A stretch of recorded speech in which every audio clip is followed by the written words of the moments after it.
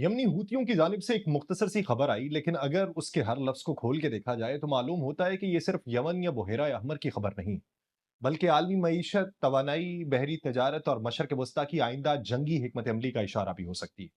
बरतानवी अखबार दी टेलीग्राफ के मुताबिक यमन के हूती बाबुल मंदब की आबनाएं बंद करने की तैयारी कर रहे हैं। रिपोर्ट में दावा किया गया कि हूतियों ने अभी ये कदम नहीं उठाया, लेकिन वो मुनासिब वक्त का इंतजार कर रहे हैं, और अगर ऐसा हुआ तो ये वही हिकमत अमली होगी जो आपने हरमुज में ईरान की दबाव की पॉलिसी से मिलती जुलती है। अगर बाबुल मंदब बंद हुआ तो दुनिया भर के तजारती जहाजों को अफ्रीका के जनूबी सिरे यानी केप ऑफ गुड होप के गिर्द हजारों किलोमीटर इजाफी सफर करना पड़ेगा, जिससे वक्त, ईंधन और अखराजात में गैर मामूली इजाफा होगा। ये खबर सामने आते ही सबसे पहला सवाल ये कि क्या वाकई हूतियों के पास इतनी सलाहियत है कि वो दुनिया के अहम तरीन बहरी गुजरगाहों में से एक को बंद कर सके। आप सब पर सलामती हूं, मैं यासिर रशीद हूं और आप देख रहे हैं यासिर रशीद ऑफिशियल। नाज़रीन, ये सवाल इसलिए भी अहम है क्योंकि गुज़श्ता 2 बरसों में दुनिया ने अपनी आंखों से देखा है कि यही हूती बुहेरा अहमर में दर्जनों तजारती जहाज़ों को निशाना बना चुके हैं।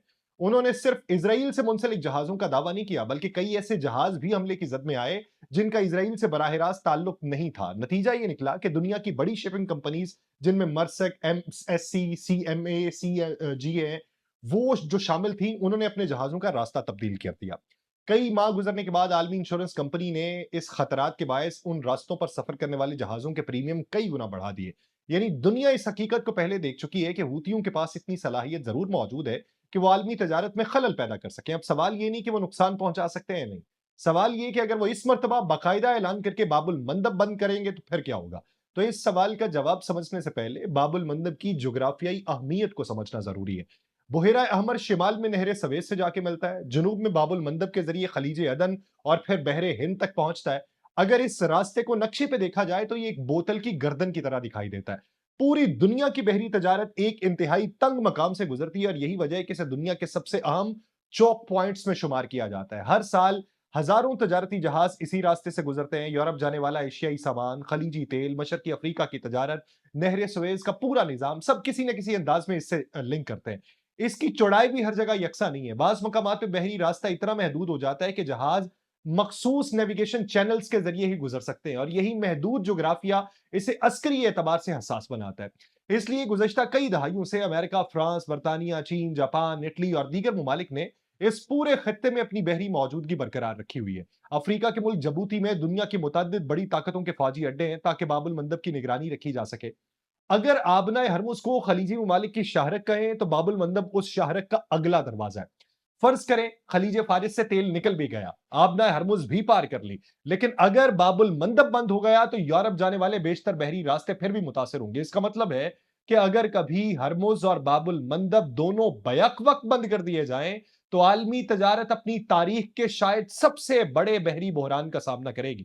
इसी वजह से बाज दिफाई माहिरीन कई बरसों से ये इस्तेलाह इस्तेमाल करते रहे कि ईरान और उसके इत्तेहादियों के पास सिर्फ एक आबनाए नहीं बल्कि दो मुख्तलिफ मकामात पर आलमी तजारत को दबाव में लाने की सलाहियत है, एक हरमुज और दूसरा बाबुल मंदब। लेकिन यहां एक बुनियादी सवाल है कि आखिर ये हूती है कौन, और हूतियों का असल में मसला क्या है। एक वक्त था जब उनके पास ना बहरी ताकत थी, ना मिजल थे, ना ड्रोन थे, ना बैनुल अक़वामी अहमियत थी। फिर ऐसा क्या हुआ कि आज दुनिया की सुपर पावर्स उनके बयान को संजीदगी से लेती है। अमरीकी बहरी बेड़े उनके खिलाफ कार्रवाइयां करते हैं, बरतानिया फजाई हमले करता है, इसराइल बराह रास्त खतरा करार देता है, सऊदी अरब के साथ उनकी लड़ाई है, आलमी शिपिंग कंपनीज रास्ते बदल लेती है।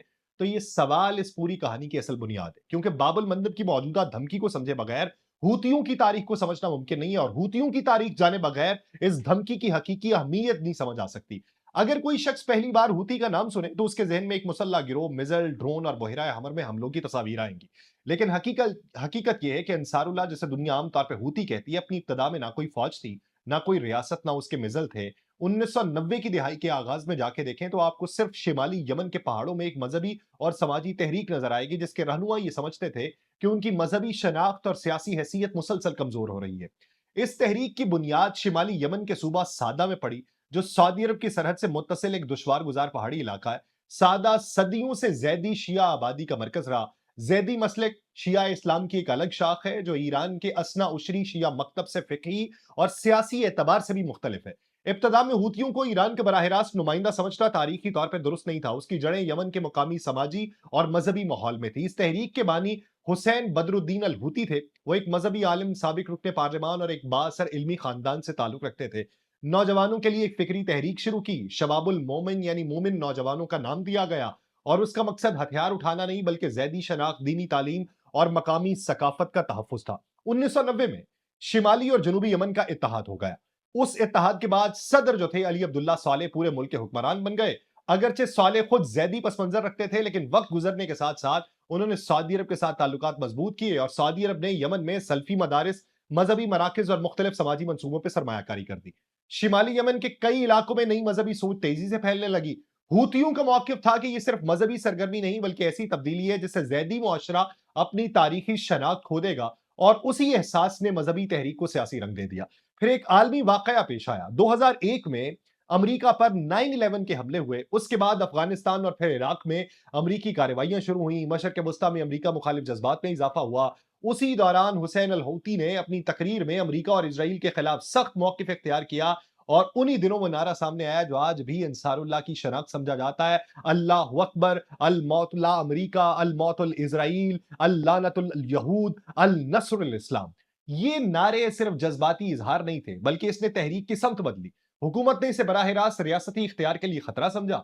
2004 میں علی عبداللہ صالح نے حسین الحوثی کی گرفتاری کا حکم دیا۔ جب انہوں نے مزاحمت کی تو صادہ میں فوجی آپریشن ہو گیا، اور یہ وہ لمحہ تھا جہاں سے تاریخ بدلی۔ چند ماہ کی لڑائی ہوئی، حسین الحوثی شہید ہو گئے۔ سنا میں شاید یہ سمجھا گیا تحریک ختم ہو گئی، نتیجہ برعکس نکلا۔ ان کی موت نے انہیں ختم نہیں کیا، علامت بنا دیا۔ قیادت ان کے بھائی عبد الملک حوثی کے ہاتھ میں آئی، جو آج بھی انصار اللہ کے سربراہ ہیں۔ عبد الملک نے اپنے بھائی کی نسبت زیادہ خاموش، زیادہ منظم، زیادہ طویل المدت حکمت عملی اختیار کی۔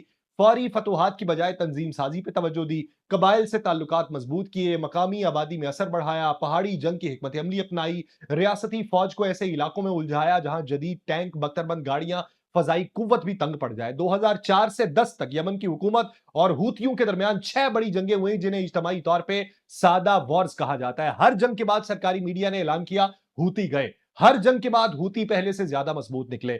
ہر ایک ایسا مرحلہ تھا جس نے انصار اللہ کو صرف نظریاتی تحریک نہیں بلکہ باقاعدہ جنگی تنظیم میں تبدیل کیا۔ پہاڑوں میں لڑنے کا تجربہ دیا، سرنگیں بنانے کا تجربہ دیا، محدود وسائل سے بڑی فوج روکنے کا تجربہ ملا، مقامی قبائل کو ساتھ میں لانے کا تجربہ ملا، اور سب سے اہم، ریاست کے عسکری ڈھانچے کی کمزوریوں کو سمجھنے کا تجربہ ملا۔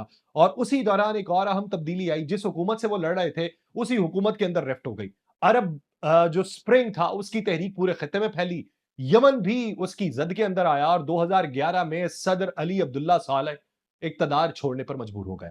مرکزی حکومت کمزور ہوئی، فوج مختلف دھڑوں میں تقسیم ہو گئی، قبائلی اتحاد تیزی سے بدلنے لگے، اور یہی وہ خلا تھا جس کا سب سے زیادہ فائدہ انصار اللہ یعنی یمنی ہوتیوں نے اٹھایا۔ وہ سادہ تک محدود نہیں رہے، انہوں نے عمران، الجوف اور پھر سنا کی طرف پیش قدمی شروع کر دی۔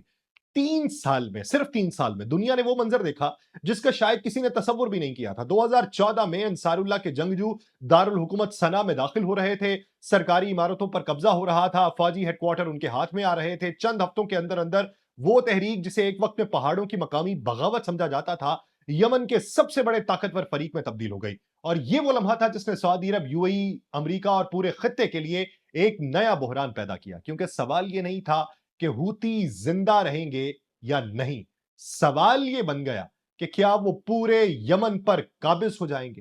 اور یہی وہ سوال تھا جس نے 2015 میں مشرق وسطیٰ کی سب سے بڑی جنگوں میں سے ایک کو جنم دیا، جس کے اثرات آج باب المندب، بحیرہ احمر اور عالمی تجارت تک پہنچ چکے ہیں۔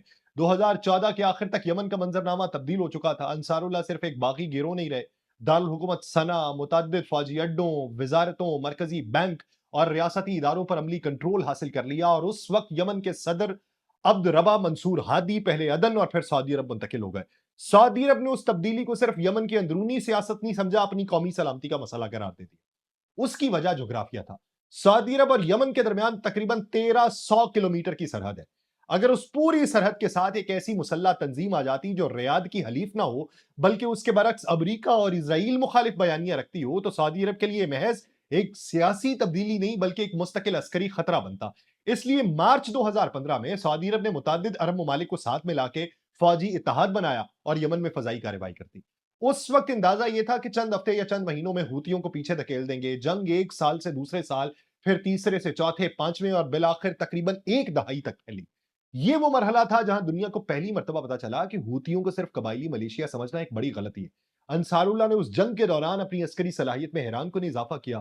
انہوں نے مختصر فاصلے کے راکٹس کا آغاز کیا، پھر بیلسٹک میزائل منظر عام پہ آئے، پھر کروز میزائل، پھر طویل فاصلے تک مار کرنے والے خودکش ڈرونز، بحری ڈرون، اینٹی شپ میزائل، بارودی کشتیاں، سمندری بارودی سرنگیں، سب کچھ انہوں نے حاصل کر لیا۔ انہوں نے صرف یمن کے اندر دفاع نہیں کیا، سعودی عرب کے اندر ریاض، جدہ، ابھا، جازان، نجران اور آرامکو کی تیل تنصیبات تک حملے کیے۔ 2019 میں بقیق اور خریز پر حملوں نے پوری دنیا کو یہ احساس دلایا کہ خلیج کی توانائی صرف زمینی فوج سے محفوظ نہیں رکھی جا سکتی۔ تو سوال ایک اہم اٹھنے لگا کہ کیا یہ تمام ہتھیار ہوتھیوں نے خود بنائے؟ اس پر عالمی سطح پہ اختلاف موجود ہے، لیکن ایک بات تقریباً تمام عسکری ادارے تسلیم کرتے ہیں کہ ہوتھیوں نے مقامی تیاری، اسمگل شدہ پرزہ جات، سابق یمنی فوج کے اسلحے اور بیرونی تکنیکی معاونت کو ملا کے اپنی صلاحیت تیار کی۔ امریکہ، سعودی عرب اور متعدد مغربی ممالک مسلسل یہ موقف اپناتے رہے کہ ایران نے ٹیکنالوجی فراہم کی، اور اب جا کے امریکہ نے چائنا کے اوپر بھی الزام لگا دیا کہ ہوتھیوں کا اسلحہ دے رہا ہے۔ ایران براہ راست عسکری امداد کی تردید کرتا رہا۔ عملی طور پہ آج انصارullah خطے کے ان چند غیر ریاستی تنظیموں میں شامل ہیں جن کے پاس میزائل، ڈرون، بحری ہتھیار، فضائی دفاع، انٹیلیجنس اور منظم کمانڈ اینڈ کنٹرول سسٹم موجود ہے۔ اب سوال پھر باب المندب کی طرف آتا ہے کہ کیا ہوتی واقعی اس آبنائی کو بند کر سکتے ہیں؟ اگر بند سے مراد یہ کہ وہ ہر جہاز کو روک دیں گے اور کوئی بحری نقل و حرکت ممکن نہیں رہے گی، تو اس کا جواب غالباً نفی میں ہے۔ ان کے پاس اتنی بحری طاقت نہیں کہ امریکہ، برطانیہ، فرانس، مصر، سعودی اور دیگر ممالک کی مشترکہ بحری موجودگی کے باوجود مستقل ناکہ بندی رکھیں۔ لیکن اگر بند سے مراد یہ ہے کہ وہ خطرہ اس حد تک بڑھا دے کہ جہاز رانی کرنے والی کمپنیز خود اس راستے سے گزرنے سے گریز کرنے لگیں، تو یہ صلاحیت وہ پہلے بھی دکھا چکے ہیں۔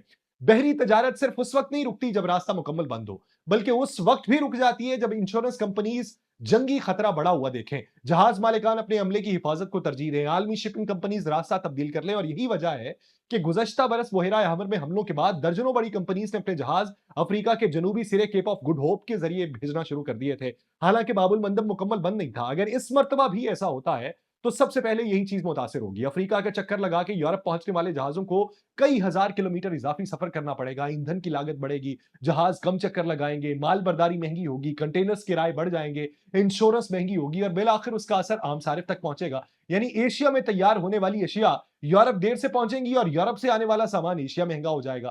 پھر سوال پیدا ہوتا ہے کہ اگر اب باب المندب بند کرنے کی کوشش کی گئی تو اسے کھولے گا کون؟ اس کا جواب کسی ایک ملک کے پاس نہیں ہے۔ امریکہ کے پاس 5واں بحری بیڑا بحرین میں، فرانس اور چین کے فوجی اڈے جبوتی میں، مصر نہر سویز کی آمدنی کو کسی قیمت میں خطرے میں نہیں ڈال سکتا، سعودی عرب اپنی بحیرہ احمر کی بندرگاہوں کی حفاظت کرے گا، یو اے ای کے بھی وہاں اسٹریٹجک مفادات ہیں، یورپی یونین پہلے ہی بحری مشن چلا چکی ہے۔ اس کا مطلب یہ ہے کہ اگر باب المندب پر بڑا بحران پیدا ہوگا تو غالب امکان یہی ہے کہ کسی ایک ملک کی نہیں بلکہ بین الاقوامی بحری اتحاد کی کارروائی سامنے آئے گی۔ لیکن ایک چیز جو یاد رکھنی چاہیے کہ جدید جنگوں میں مقصد ہر وقت راستہ بند کرنا نہیں ہوتا، بلکہ اتنا عدم استحکام پیدا کرنا ہوتا ہے کہ مخالف کو مستقل معاشی نقصان پہنچے۔ اگر کوئی یہ سمجھے کہ ہوتھیوں کا مقصد پوری دنیا کی تجارت روک دینا ہے تو شاید وہ مکمل تصویر نہیں ہے۔ زیادہ درست اندازہ یہ ہے کہ ان کا مقصد عالمی طاقتوں پر سیاسی، عسکری اور معاشی دباؤ بڑھانا ہے تاکہ بحیرہ احمر بھی اتنا ہی حساس سمجھا جائے جتنا آبنائے ہرمز کو سمجھا ہے۔ یہ ایران، سعودی عرب، امریکہ، اسرائیل، بحیرہ احمر، نہر سویز، آبنائے ہرمز، عالمی توانائی، بین الاقوامی تجارت اور سمندری سلامتی کو ایک ہی نقشے پہ لا کے کھڑا کرتی ہے۔ اس لیے اگر کل واقعی باب المندب میں کوئی بڑا بحران ہو تو اسے صرف یمن کی خبر نہ سمجھیے گا، یہ سب سے بڑی غلطی ہوگی، کیونکہ اس کے اثرات سب سے پہلے شاید یمن سے باہر دنیا کی معیشت، ہزاروں کلومیٹر دور عالمی منڈیوں اور بین الاقوامی تجارت کے اوپر دکھائی دیں گے۔ مجھے دیجیے اجازت، اللہ نگہبان۔